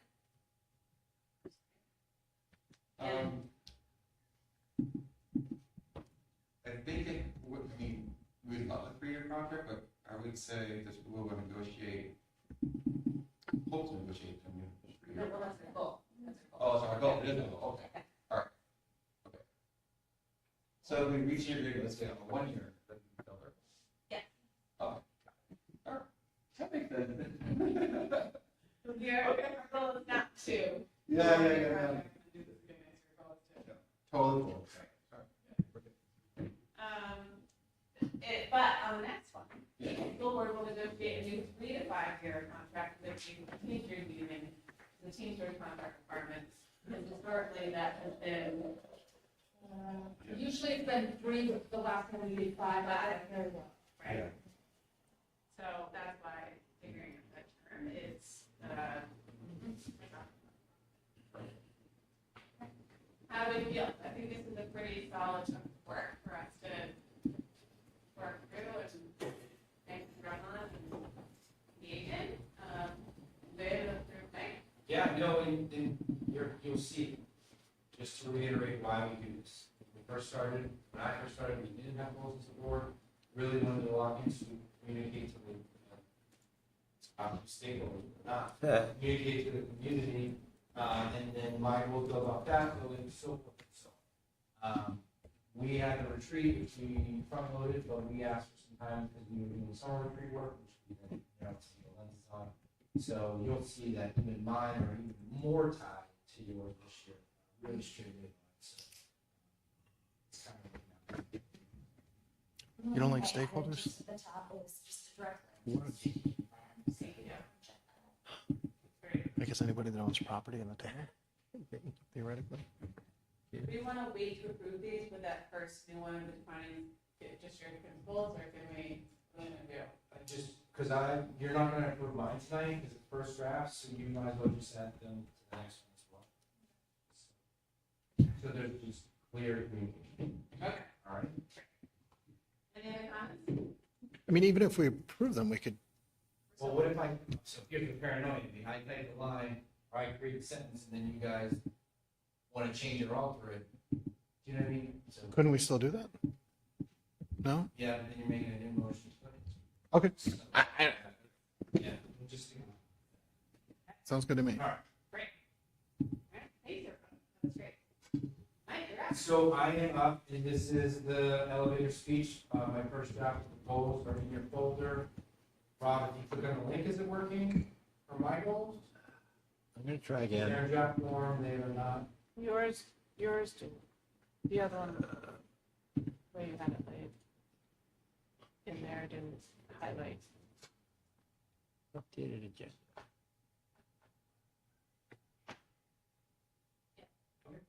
Sorry, you got it? I just want to make sure it's not a user. I mean, not Rob, sorry, that was not an account issue. It worked. Yeah. Yeah. What about that? We got so lost.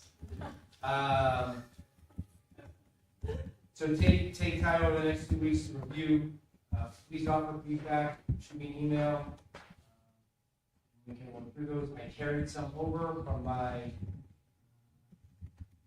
review from you guys last year. Some of the goals that we didn't hit, which is not, you shouldn't be afraid about hitting on your goals. You can carry them over. That's just me talking to myself to feel better. And so taking a look, take some time, you'll see that it's really tightly aligned, and then with what principals presented in their first, it's tied to the. Any questions on initial read of superintendent's goals for 24-25? Give us some feedback. Auditing, yes. Okay. Moving on back to Dulcie, our newsletter. So we surfaced this 2 weeks ago of talking through our first, one of our goals is to have a board newsletter. I think for the first time ever. I think 4 times a year is what we're hoping to do over the course of the calendar year. Andrea and I, along with Mike in a leadership meeting last week, drafted some topics that we're hoping to talk through them with the board, and then also maybe see if anyone wanted to sign up to write a section of it. The goal is, I should say, I'm going to say this, we can talk through it. I would imagine that we can assume that people aren't going to read thousands and thousands of words, so we don't, I think, have to like write a, grade 10 5-paragraph essay for each of these sessions, but I think we're just trying to get information out the door, right, in a way that people can use it. So Volunteer to do the wax report in the winter? Okay. And I think that if people were able to take a section, then we would happily edit, right, and sort of put it into a cohesive voice and sort of format, obviously. But the 5 sections that we drafted and are very open feedback on is, what is your school board, what does it do, right, this goes out to the entire community. What is the budget process and timelines? I'm teeing that up for the years so people can sort of start to understand what that clock looks like. What are the 2024, 2025 goals, the discussion that we just had, what are we focusing on this board? What are our meeting days and key meeting days? And what are our committee goals and overviews? What are the actual committee work for? Any thoughts about that? I think it's like a pretty good intro to the school board. So this is not, so this is just for the next newsletter, Yeah, not for like every newsletter. not for every meeting. Okay. That sounds good. All right, Norm. There are sections that you are adapting or draft goals for. Yeah, what sections are available? I don't have it on my. Oh, what is your school board want to do? Budget process timeline, 2024, 2025 goals, meeting days and committee goals.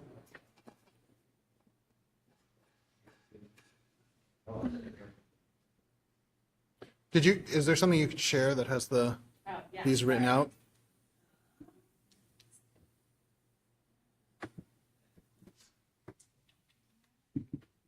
When do you need this by? Oh, what do you think? By probably, Thursday? yeah, no, wait, Thursday, Norm, Thursday. no, I say sometime I'll do what the school board does. I think Mike will love me doing that. Yes. What do you do?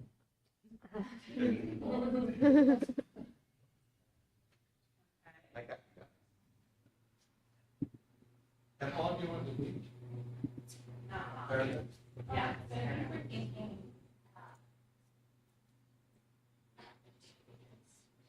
what, Yeah, I will make it.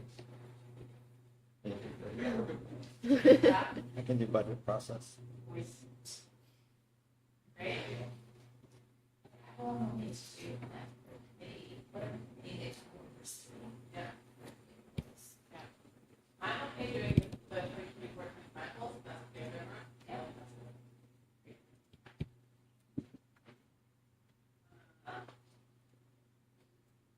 I do. Great. Okay. And then,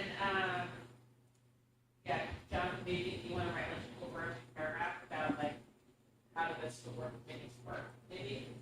So that Norm was doing that. What's that? That Norm was doing. No, he's doing what is the school board and what does it do? He's sort of like that. Like, what is the overview of school board committees? Like, you can, An overview of school board committees. Yeah. What is that like? I can do that with one first one. I don't mind doing it, but I think it would probably be something along the lines of the school board charters a certain number of committees every year that may or may not change, but that work often in conjunction with staff and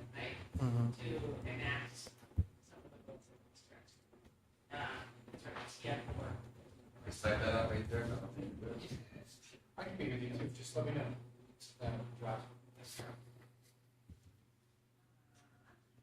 What's our, we want pretty tight? Yeah, yeah. I can send us more specific. Because this shouldn't be more than a page or two total. Yeah, it should be like 2 pages. So I feel like we're really looking at a third of the page per. Yeah. One competitor. Yep. Oh. Good. Right. It will go into Canada via Andrea. Thank you. And I think also just the red one, just making it really simple. Yeah. But if we can have it, I mean, next week is our working session. We can have time to sort of have it by the end of next week, then we can sort of the final review and get it out. Alright. But I'll send reminders. Okay, thanks guys. Alright.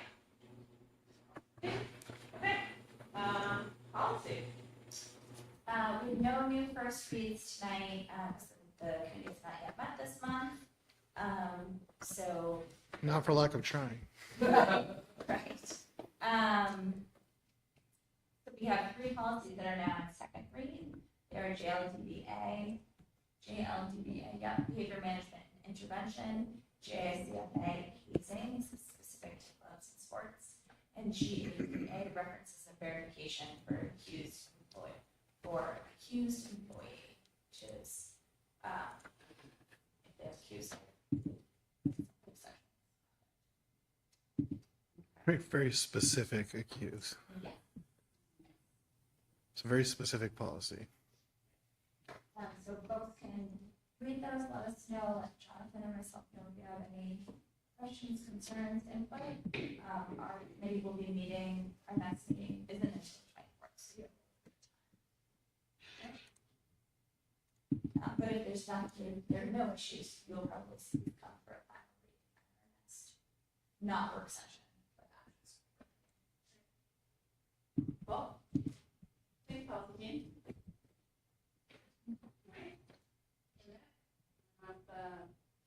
Moving on to the consent agenda. So I don't know how you guys are doing up the work, but go ahead. Laura, what you want to do all, or you want to do the donations? Okay. So the first one we'll do is the new hire resignation. So JD Boutwell is going to be the Hopkinton Middle High School food service manager. That's a full-time position, replacing Will Mullen. So this brings us full staff right now. But just in the queue, we do have a staff member that's been holding off retirement because of knowing our situation.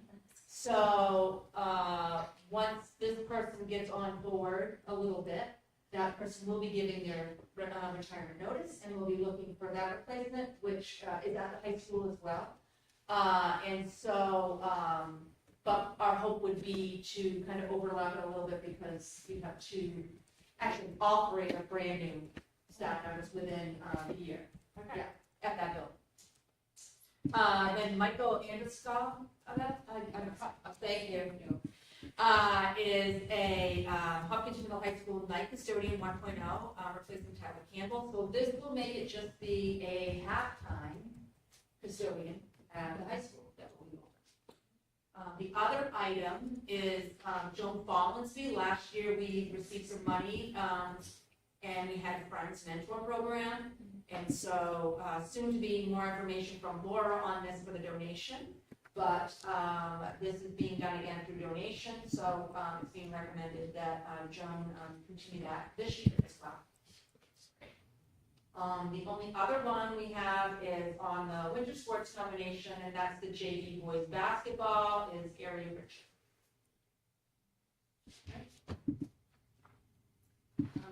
For donations, the only donation we have tonight is $1,500 from the Hopkinton Public Schools Foundation for the Friends program. That if it goes through, Joan will be running. It's the second year of the program. The foundation has done a really good job helping us kickstart some initiatives because of the cost and time of the budget.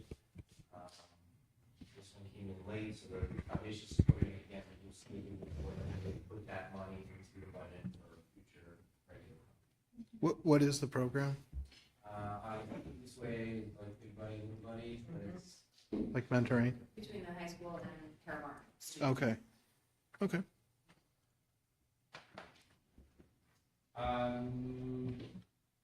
In your folder is one overnight field trip. If you have any questions, we can certainly talk about it.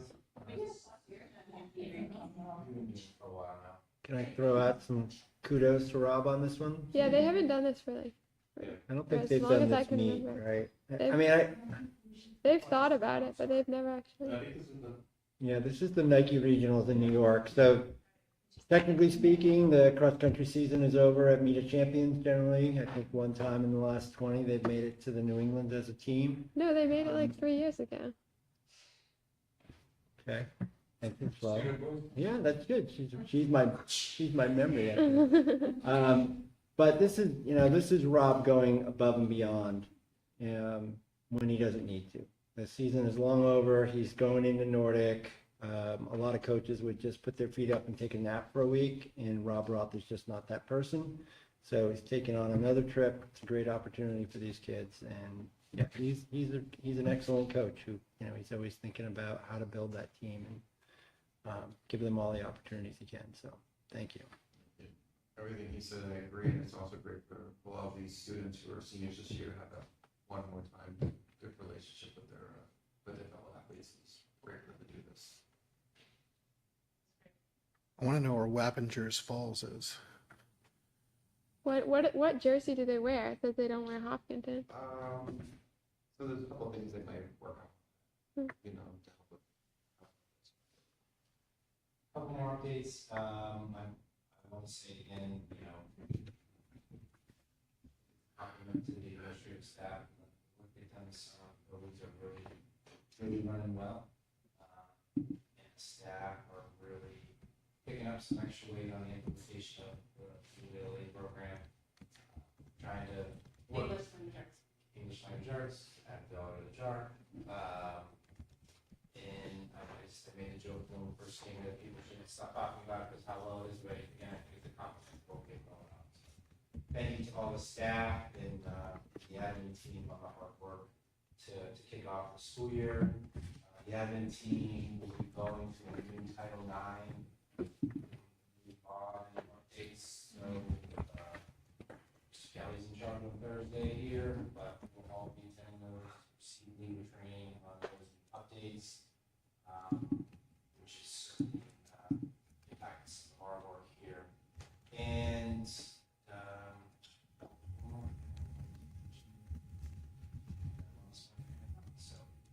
with that, I would ask the board to accept the consent agenda as presented.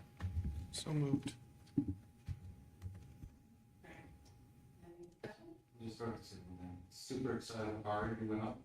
He's had such an impact on the middle school team, and to see them continue that relationship with those students is awesome in the district. So I just wanted to put that on the record. Thank you. All in favor? Aye. Great. Now we're into our second public comment of the evening. Like, come up, we address 2 minutes.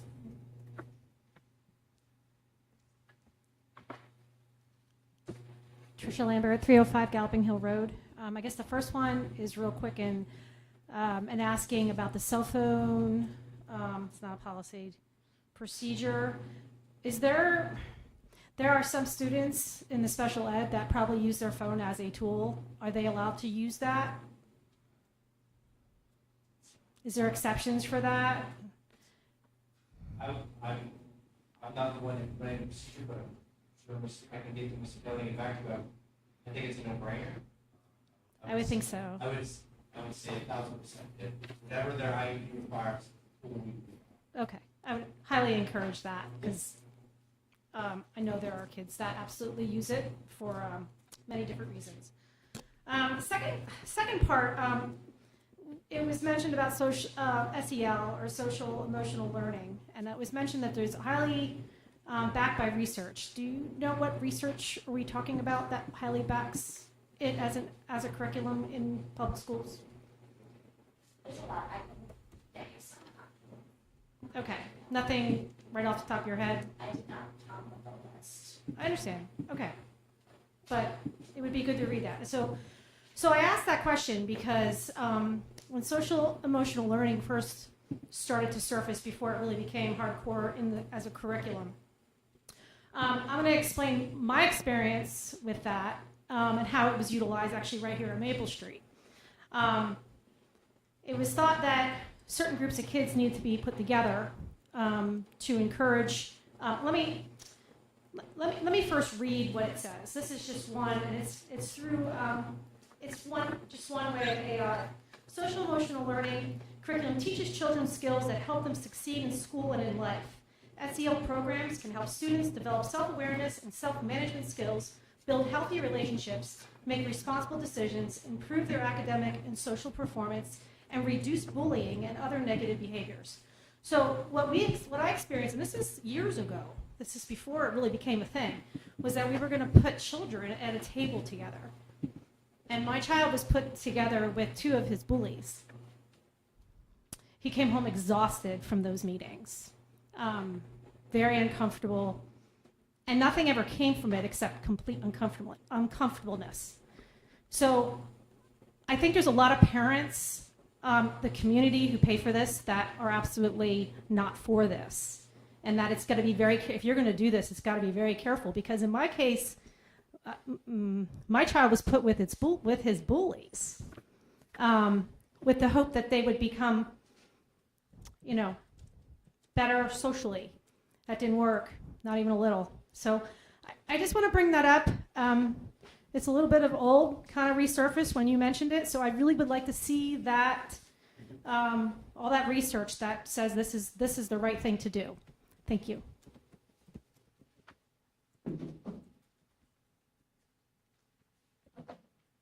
Lauren Clement, 86 Maple Street. First item, public comment at the end of the meeting.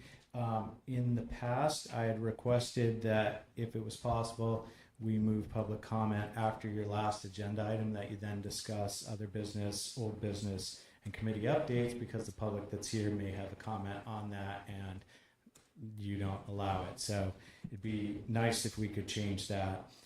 Second item, in general, as you get going, we tend to hear state law updates that affect the school here. New Hampshire SB 383 2024 in regards to budget caps on the school budgets is, I believe, goes into effect in October of 2024. That certainly could be something, if put in place, would affect the school board, and haven't heard anything about that. There's other stuff moving at the state level, and not exactly sure who did updates, but over previous years, there was topic on state stuff that trickles down to potential in our district. Also, haven't heard any updates in regards to some of the lawsuits that we are contributing to help the district achieve funding from different avenues. I know in the last year there was discussions about, I think, 2 different lawsuits, and I don't have no update there. Be helpful information as we roll into budget season, expenses, and if that's making any headway or stalled out. And I believe at the end of last school board meeting, you guys said on October 15th there is a work session, and that the large budget sheets will be available. I just want to confirm if that's the case or not, and if that is the case, then I'm assuming the current budget that we are operating in is going to be on that and be available with the projected budget. And that's what I'm wondering about October 15th. So that is one question. Yeah, I can touch base with you on the 15th.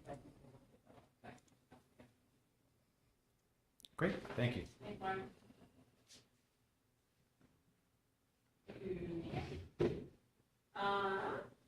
Other business, old business committee updates. We have, I think not everyone has necessarily met with this government policy, which they haven't met yet. CNA, We did meet. CNA committee did meet. The committee has been updated this year, so this first meeting was really to, for folks to understand the work of the committee, as well as our 24-25 goals. Those goals are to develop and implement a systematic and sustainable curriculum review cycle that ensures all district curricula are current, aligned to standards and competencies, and support high levels of student learning. And goal 2, to review and make recommendations for the affirmation, revision, or replacement of the district's current benchmark assessments of the end of the academic year, ensuring alignment with state standards, improved predictive validity, and reduced student testing time. Those are the 2 goals. Amazing. So we need more. Okay. CIP?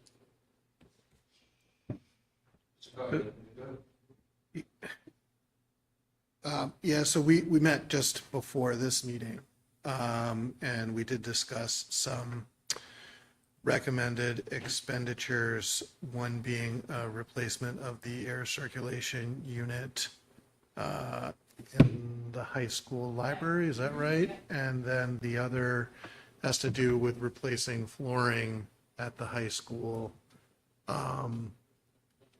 And Mike, I'm not sure if are we supposed to be making any kind of recommendation on that right now? Yes, the committee made a recommendation to move forward. Right.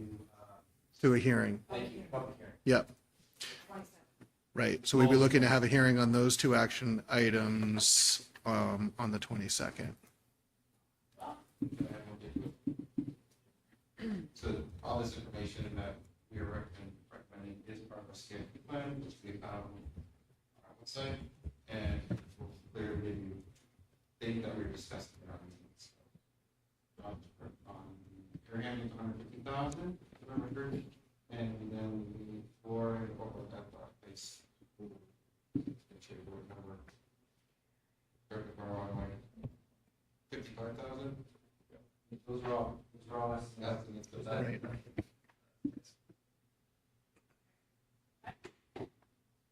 you. Safety and security? We have not. Have not met yet. EMC is not met. Finance budget? We will be scheduling ones. Anything else? A little bit more on the budget committee meeting that I missed, but did watch the meeting, and I guess Jonathan watched it as well, so maybe you can help me out if I get. I actually watched the one when you guys were wrangling over which index Oh, to key to. okay. I didn't watch the last one. I watched that one was interesting. Well, that was a similar theme, so sort of trying to get a sense as to what their role is and how to make it meaningful.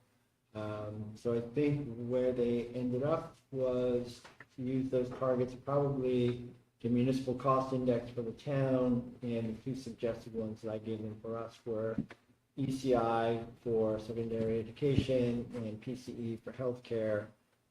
There was some discussion, and again, I was just watching and not there, about, because some of the indicators are per household, whether or not to break things into a per capita basis. So there was some discussion of our per pupil costs.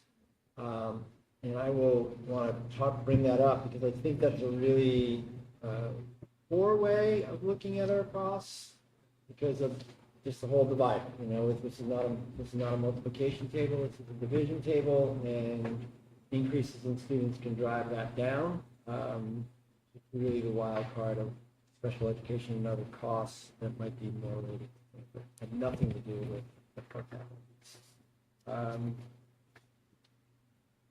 Article 10 came up, and maybe you guys can help me how to clarify this, but there was some reference to it as our fund balance, not our fund balance. So by, that piece being added into caveat of things we can do is, it is a trust, for emergencies and tax rate stabilization, plain and simple. So it's a reserve of our fund balance. Reserve of our fund balance, which is different than our fund balance. Okay. It's an assigned amount in our financial statements. Mhm. That is because the board, you guys, the board, made the recommendation of the amount. Okay. So just to separate, distinguish from the annual fund balance to this is the reserve of that fund balance. That's good. Tax rates unassigned, correct. Okay. And the statutory limit on that is 5% of, our equalized net assessment. so I know this is in the glossary that we built, but net assessment is a reference to which part of our total operating? So it's our operating minus our revenue.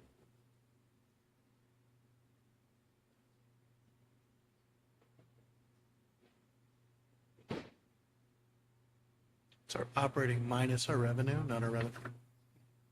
Yeah, because net, our revenue generated from other sources, correct. Not state Oh, property tax, but. Oh. Okay. You guys might hear from me tomorrow on that one.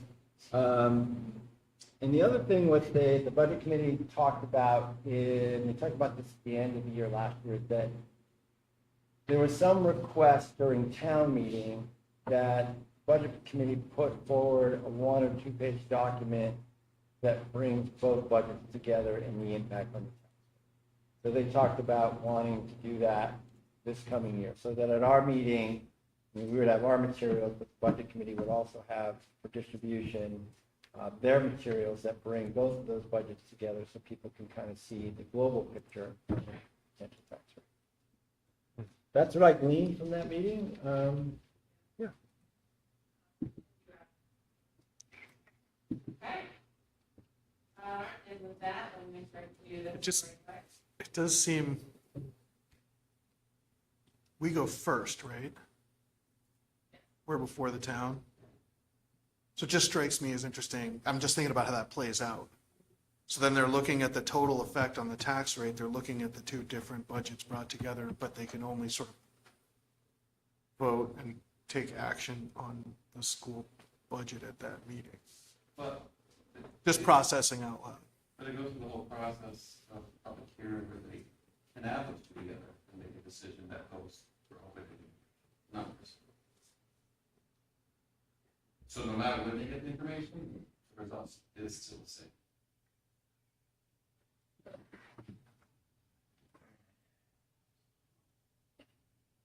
Okay, thank you. So we do have a need for a non-meeting tonight to talk about negotiations. It's not a non-public, it's not a meeting, so we are going to adjourn. Our next meeting is on October 15th. It is a work session here at 5:30.